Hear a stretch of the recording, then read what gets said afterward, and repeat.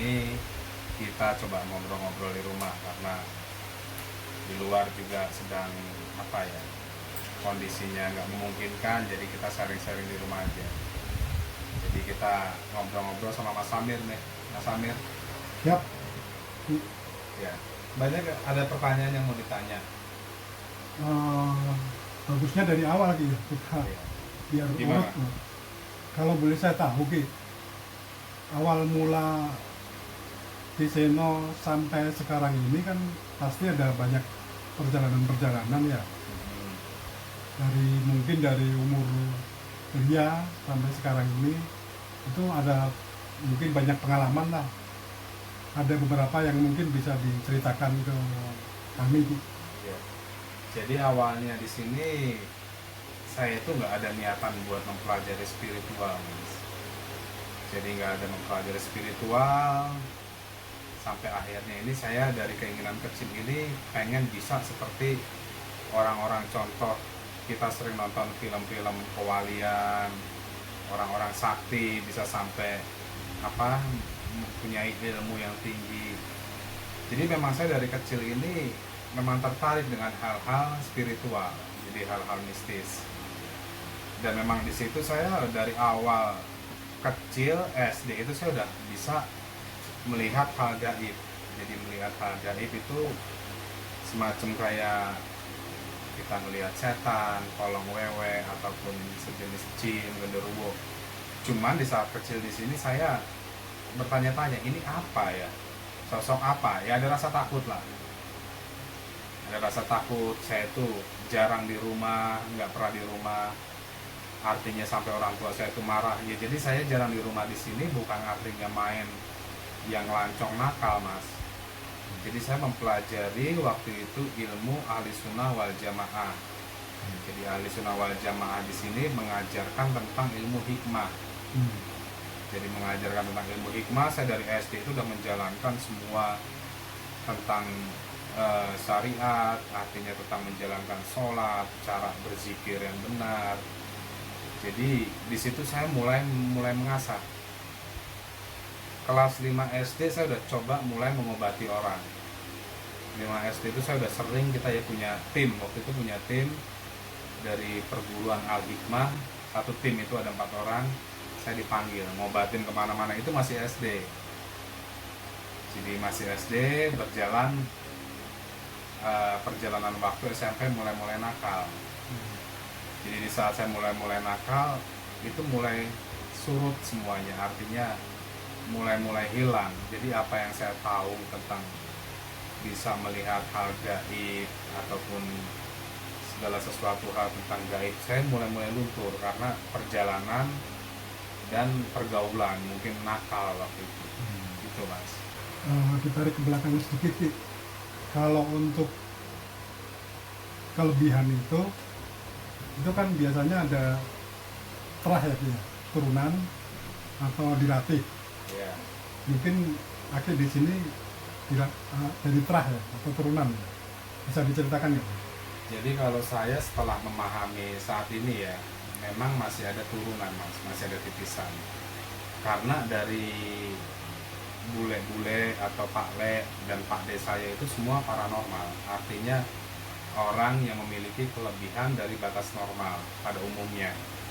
Jadi setelah saya cerita sama bapak saya tanya, kenapa Pak? Saya padahal nggak ada keinginan untuk mempelajari ilmu ataupun spiritual seperti saat ini. Jadi gini, di saat saya itu SMP, perjalanan terkontaminasi dengan perjalanan saya sampai luntur semua.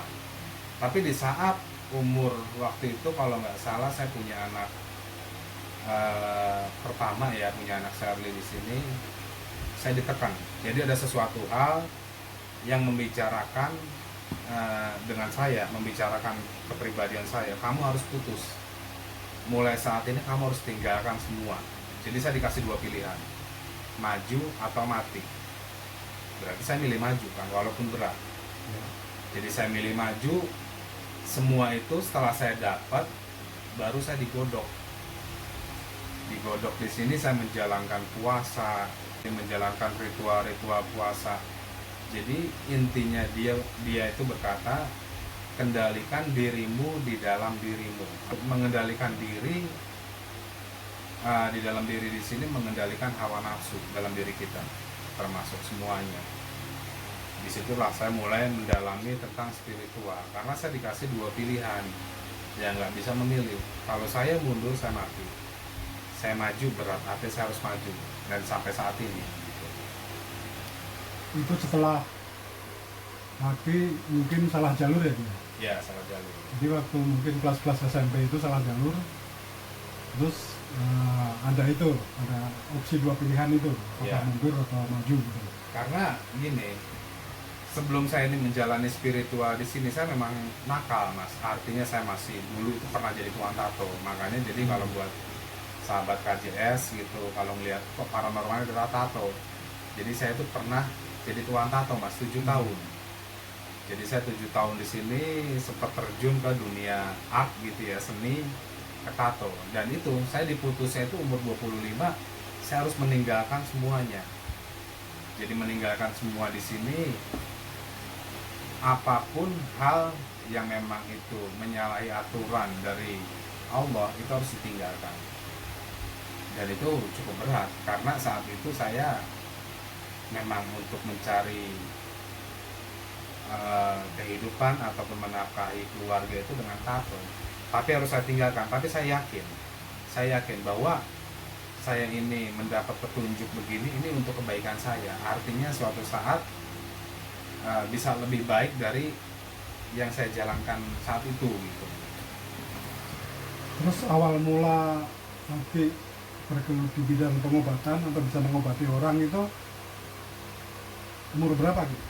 Atau usia SMP atau SD apa? Ya dari SD. Jadi saya bilang saya umur, kalau nggak salah itu kelas 5 SD, sekitar umur 10 sampai 12 tahun. Itu saya udah bisa ngobatin orang. Sampai bapak saya tuh bingung, berarti kamu ada turunan dari kakekmu gitu, dari kakek, dari pak de saya, dari kakek saya. Gitu. Saya merasakan saya nggak bisa melihat gaib itu saat umur, kalau nggak salah SMP lah, umur kelas 3 SMP atau kelas 2 SMP itu umur sekitar 14-15 tahun tuh mulai nakal, Mas. Saya mulai nakal ya, terkadang ya menjalankan hal-hal yang nggak baik itu mulai luntur. Tapi di saat saya itu umur 23 sampai 25, yaitu saya dapat petunjuk, artinya kamu harus bisa meninggalkan semua apa yang kamu jalani saat ini. Jangan menjalankan apa yang menjadi larangan Tuhan, terus kamu harus bisa menjalankan apa yang menjadi perintah Tuhan. Jadi saya dikasih dua pilihan opsi tadi, kalau saya mundur mati, saya maju memang yang saya alamin berat. Artinya saya ini masih tergolong anak-anak zaman sekarang lah, masih umur waktu itu umur segitu. Saya ditekan untuk nggak makan, untuk nggak minum, untuk menjalankan puasa muti, untuk menjalankan puasa yang namanya ngebleng, pati geni, segala macam. Terus saya harus ritual, artinya menjalankan dari batas normal. Sempat saya mau gila 1 tahun, Mas. Jadi sempat saya tuh mau gila 1 tahun, karena buat saya ini hal yang tabu. Jadi tabu di sini ini nggak umum buat saya. Artinya saya juga tadinya nggak mempercayai hal-hal ini, tapi kenyataannya memang ada. Karena di sini Allah ini menciptakan selain yang johir, dia menciptakan yang goib. Jadi di situ saya mulai paham artinya mengalami jam terbang dan membuat saat ini saya paham akan dunia spiritual. Kalau bisa dijelaskan secara spesifik, pengobatan itu artinya pengobatan penyakit lahiriah atau lahiriah dan batiniah atau batiniah aja? Lebih mudah kalau untuk orang spiritual mengobati ini batiniah. Tapi kalau kita sudah memiliki keyakinan bahwa penyakit lahiriah itu atau batiniah sama aja, menurut saya sama aja. Karena penyakit lahiriah pun datang secara goib. Dia nggak tahu-tahu langsung timbul tumor ataupun tahu-tahu kanker, nggak. Semuanya itu gaib, dari gaib menjadi nyata gitu. Artinya perjalanan. Dan semua penyakit di sini bisa dikatakan dari pertama itu hukum sebab akibat. Kalau menurut saya ya, hukum sebab akibat dari perkataan kita, dari pemikiran kita, bisa juga di situ dari perbuatan orang lain, contoh santet. Tapi semua penyakit di sini kalau menurut saya dari diri kita, bukan dari orang lain. Kecuali santet, media orang lain yang menggunakan tangan orang lain yang menggunakan media jin atau sejenisnya. Nah, kalau untuk santet ini kebanyakan orang kan, atau ada orang yang suruh balikin ke yang bikin santet atau yang ngirim santet, itu hukumnya gimana tuh? Kalau misalnya kita disantet orang nih, terus kita minta dikembalikan ke yang nyantet. Ya. Jadi kalau untuk pribadi saya, banyak orang yang berobat ke sini datang, balikin aja Ki. Saya bilang kalau ini saya balikin, nggak ada putus ya Mas. Artinya apa yang dia punya, apa yang dia dapat itu harus dibalikin ke yang ngirim. Itu nggak akan ada habisnya. Nanti bakal terjadi dendam terus gitu. Jadi kalau saya sih intinya mengobati orang itu saya hancurkan aja. Jadi nggak usah dikembalikan. Karena kita di sini, dan saya pun mengajarkan kita untuk ikhlas. Kalau kita masih ngebalikin dari santet tersebut, kita masih memiliki dendam. Saya bilang intinya kamu sembuh. Perkara di sana biar kita kembalikan lagi kepada Allah gitu. Biar dia hukum sebab akibat, biar dia yang nanggung. Kita nggak usah balikin. Jadi rata-rata di sini saya jarang balikin, tapi saya hancurkan. Memang jinnya itu atau santetnya itu saya hancurkan. Jadi jarang saya balikan gitu. Terus di antara sekian ratus atau mungkin sekian ribu pengobatan, mungkin ada beberapa pengobatan yang menurut Aki itu istimewa atau ada nilai plus atau susah dilupakan, berkesan gitu. Kira-kira ada cerita nggak gitu pengobatan yang seperti apa? Jadi pernah saya dulu ngalamin ngobatin orang. Menurut dokter dia penyakit waktu itu kalau nggak salah kanker. Jadi ada dua, di situ ada kanker, ada juga yang dua orang ya, ada penyakit kanker sama tumor. Cuman obatnya sederhana Mas, karena semuanya mungkin karena keyakinan dari saya, keyakinan dari yang berobat pada saya. Jadi dia saat itu sakit kanker. Jadi saya cuman waktu itu medianya nggak sulit-sulit. Saya cuma minta, ya Allah, ini saya minta kesembuhan untuk orang ini, gitu, untuk orang ini. Jadi dia cuma bilang, apapun yang kamu sentuh, mintalah untuk menjadi obat. Jadi saya cuman waktu itu di depan saya itu cuman ada bawang putih tunggal. Mungkin karena keyakinan, bisa juga karena kebetulan, bisa juga karena keyakinan yang berobat. Saya cuma pakai media bawang putih itu, bawang putih tunggal. Saya minta, ya Allah, jikalau penyakit ini dari orang lain, hamba minta kesembuhan. Jikalau darimu pun hamba minta kesembuhan. Jadikanlah bawang ini menjadi wasilahku kepadamu untuk menjadi obat dari segala macam penyakit lahir maupun batin. Nah terus saya baca aja Al-Fatihah. Saya baca Al-Fatihah, terus saya suruh makan dia. Setelah dia makan, ya wallahu alam juga ya, kuasa Tuhan ya. Setelah dia makan, saya suruh dia check up. Begitu dia check up tuh hilang penyakitnya Mas. Itu yang berkesan buat saya. Artinya di situ menjadi pembelajaran saya bahwa segala sesuatu hal itu kalau kita minta dengan keikhlasan kepada Tuhan, nggak ada yang nggak mungkin, nggak ada yang mustahil. Karena semua ini kuasa Allah gitu, kuasa Tuhan. Jadi apapun yang kita minta, kalau Tuhan itu sudah bilang terjadi, maka terjadilah. Jadi nggak ada yang mustahil buat saya. Makanya banyak juga perjalanan spiritual saya sampai saat ini itu banyak gitu mas. Jadi itu bisa dikata itu penyakit lahiriah ya. Iya, lahiriah. Kalau yang penyakit dari gaib atau mungkin unsur dari jin atau apa yang mengganggu itu kira-kira Banyak, ada kesan. banyak. Jadi ada juga dulu pasien ya, dia tahu saya dari Google. Yang terakhir kemarin pun kita rontokin susuk juga dia dari medsos. Jadi yang dari Google di sini ceritanya gini, dia nyari-nyari, dia ketemu saya sampai dia datang ke sini. Awalnya dia ngeliat saya pengen nantang, jadi pengen nantang mau ngajak saya. Dia bilang sama saya, Ki, apa? Saya kalau ngeliat muka Ki kok kayak mau ngajak berantem. Saya diem aja. Mungkin ada videonya itu di konten di YouTube, ada yang saya mandiin dia teriak-teriak ampun itu. Jadi begitu saya bilang, kenapa? Memang nggak tahu Ki, hawanya kesel aja, emosi aja. Akhirnya saya bilang, ya udah, kamu kendaliin aja. Begitu pas dia saya mandiin, kelenger mas. Jadi kelenger di sini dia udah ampun-ampunnya. Setelah selesai mandi saya tanya, apa yang kamu rasakan? Begitu dia saya siram air di saat saya mandikan, dia berasa kayak dibakar. Jadi begitu siraman pertama, kedua, saya minimal kan 7 siraman. Ya. Siraman pertama itu dia udah kayak dibakar, makanya dia segitu kenceng teriak minta ampun. Gitu. Jadi banyak. Ada juga saya ngobatin waktu itu orang daerah Bogor.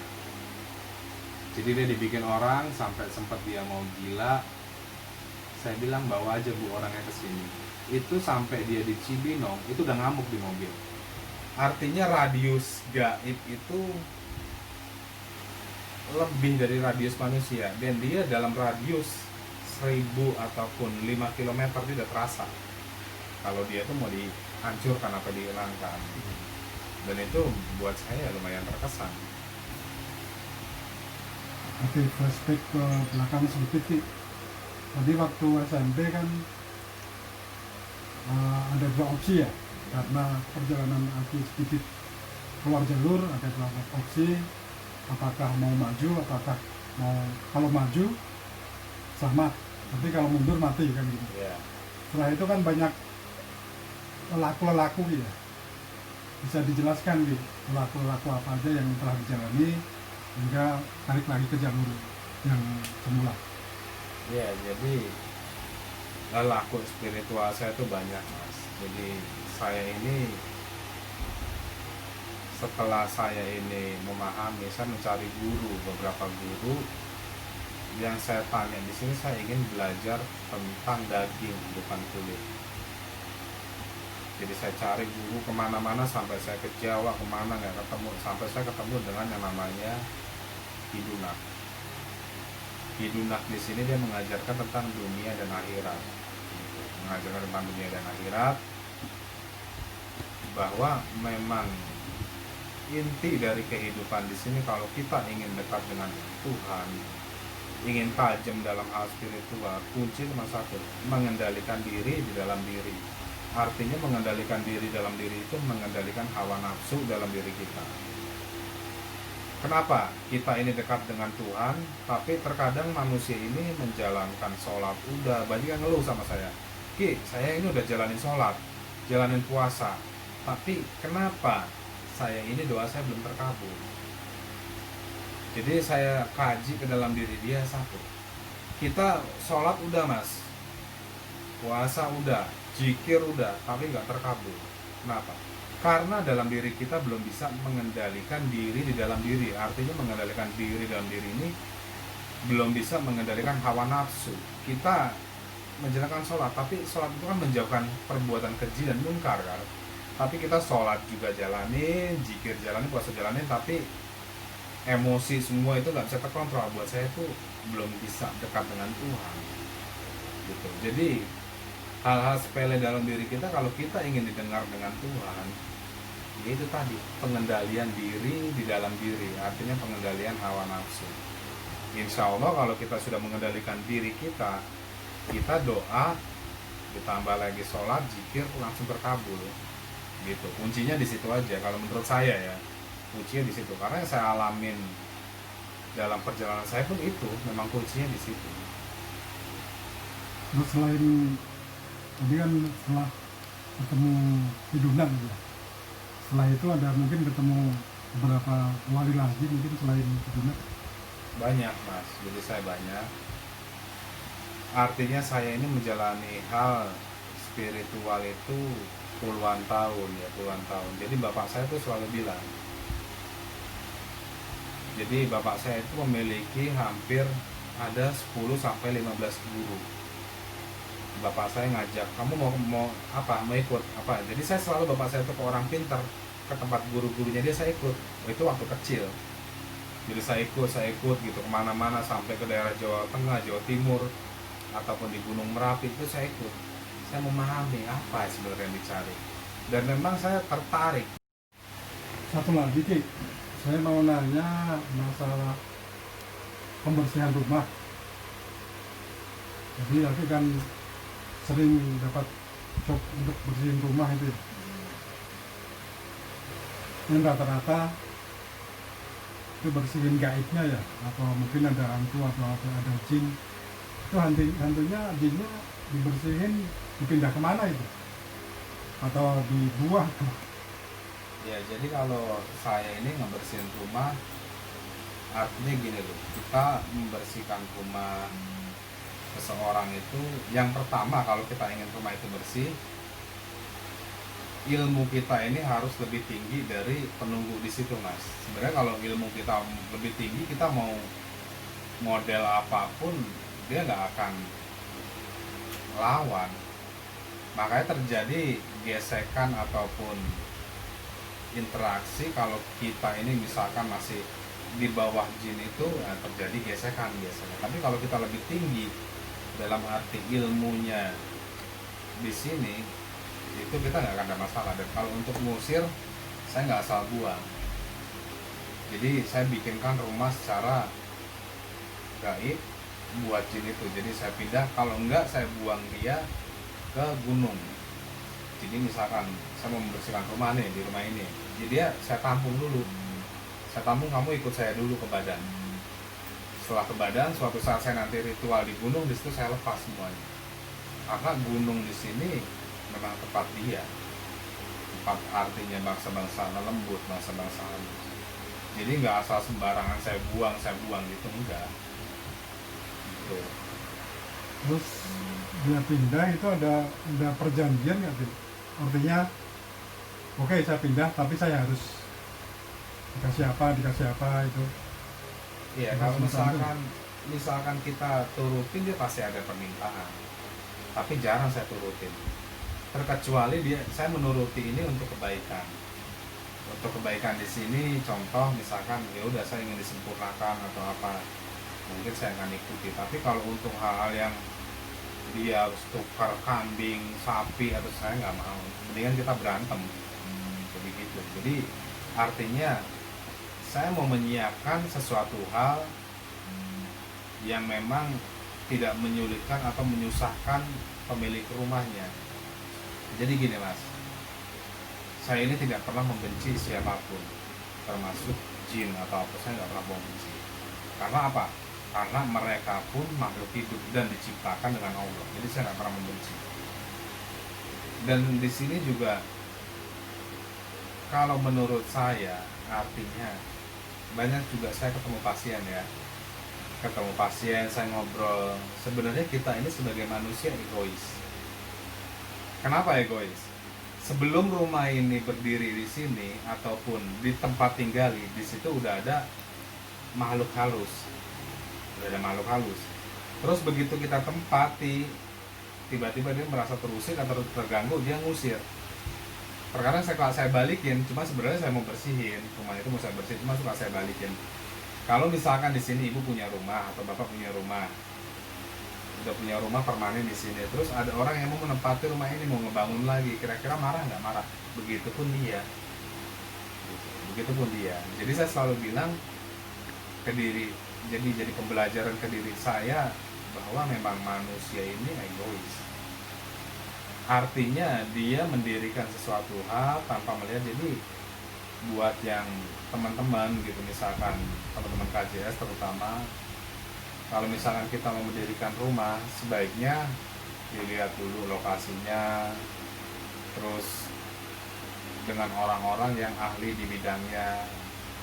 Misalkan dia belum mendirikan rumah, dibersihkan dulu gitu, harusnya kayak gitu Mas. Terima kasih atas penjelasannya. Sebenarnya banyak yang mau saya tanyakan, cuman mungkin nanti di lain waktu kita ngobrol-ngobrol lagi. Oke, siap.